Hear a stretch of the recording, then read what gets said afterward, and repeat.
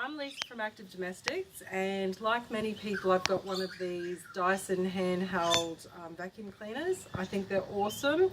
I really find it great to, for quick cleanups in the kitchen and spot cleans and things like that. So I do use it a lot, and it's also great for like cleaning fans and getting in corners that are a bit harder to get into. And when I use this, it's good because this is a little bit less wide than my normal vacuum cleaner, so it can get into places that I can't easily get into. But anyway, so what I wanted to talk to you about, first of all, just a quick reminder that there is the maximum line. You must always empty it just by pressing that down, empty it into a plastic bag. Don't let the dust build up into here, otherwise you will shorten the lifespan of the vacuum cleaner.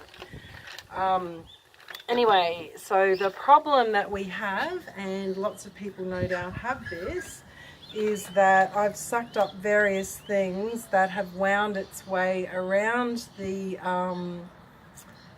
bit that is meant to move quite freely, and there's lots of hair and bits of string and stuff like that. You can see it from here as well.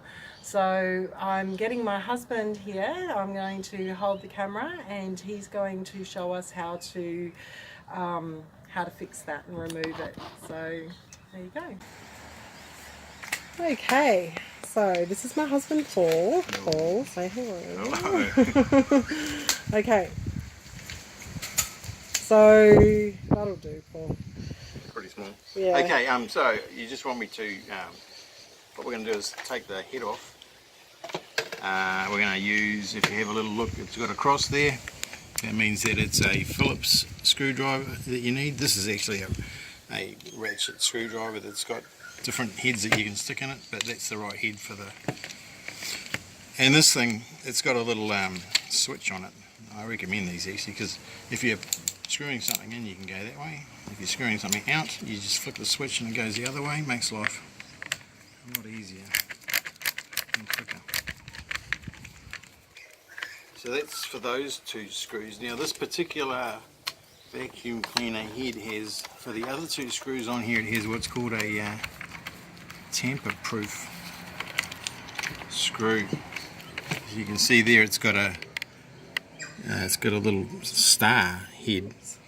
Now we do actually have a head for that.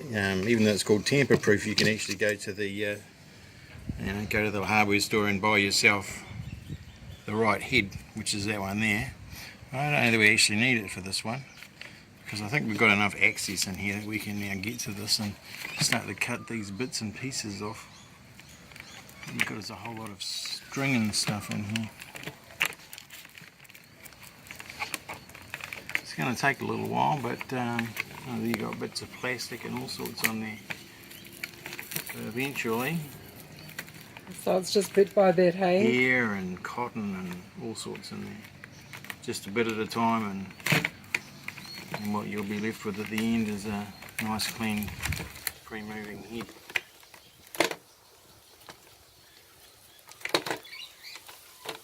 There you go.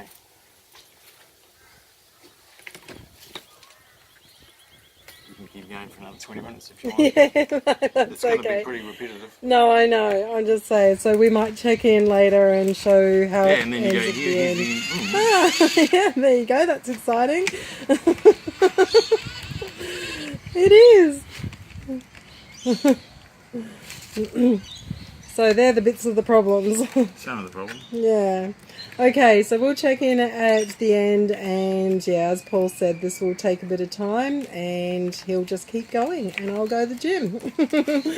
So check in with you later.